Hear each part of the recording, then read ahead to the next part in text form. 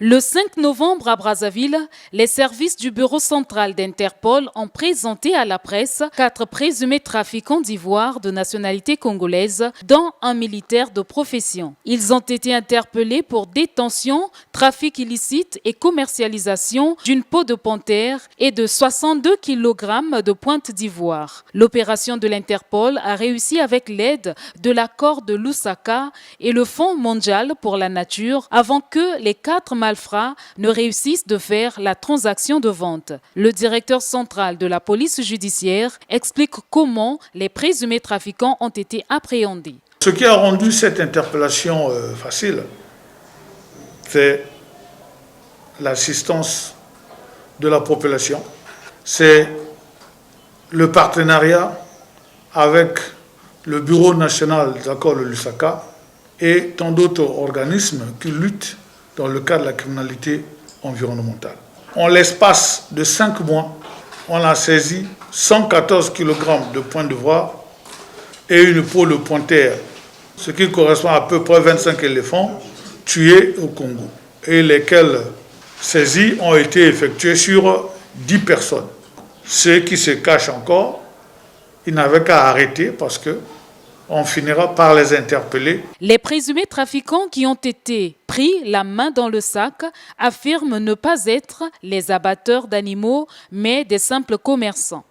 Moi, en principe, c'est la peau.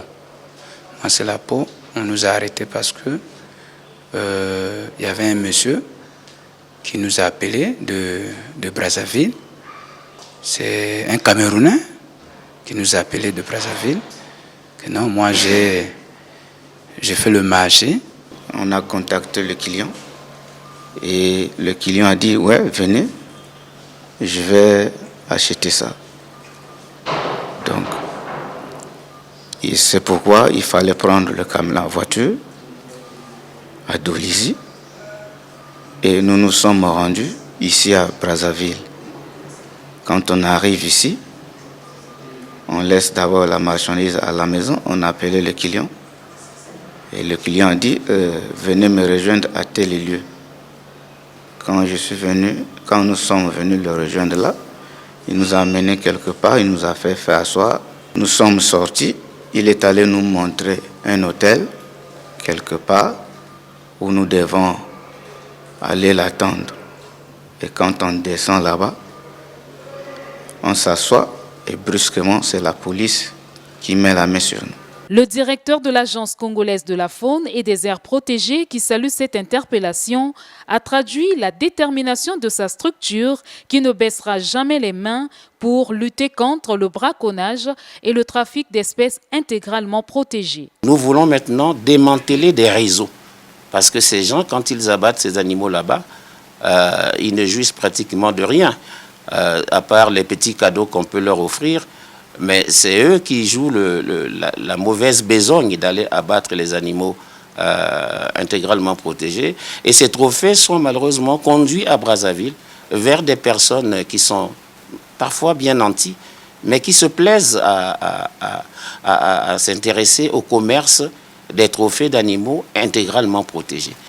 Ce que nous visons justement, c'est pas d'interdire la consommation de la faune ou encore d'interdire l'abattage des animaux. C'est de réguler cette exploitation, de faire de sorte qu'il y ait toujours de la faune en permanence disponible pour les générations présentes et pour les générations à venir. Voilà notre rôle. Quand on parle de mettre en œuvre la politique nationale en matière de gestion de faune et des aires protégées, c'est faire de sorte que la faune soit exploitée rationnellement et ce qui est classé comme interdit d'abattage ou d'exploitation, que cette interdiction soit respectée et que ce qui est autorisé à être prélevé pour les besoins de consommation locale soit prélevé dans les limites fixées par la réglementation en vigueur pour que justement les espèces animales soient toujours disponibles tant pour nous qui vivons actuellement que pour les générations futures.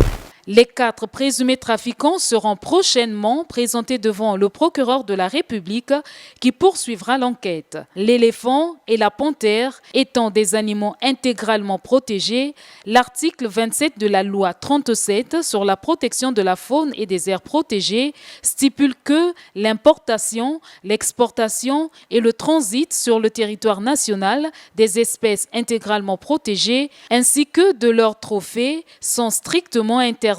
L'article 113 condamne pour sa part les trafiquants à une amende allant de 100 000 à 5 millions de francs CFA et une peine d'emprisonnement de 2 à 5 ans.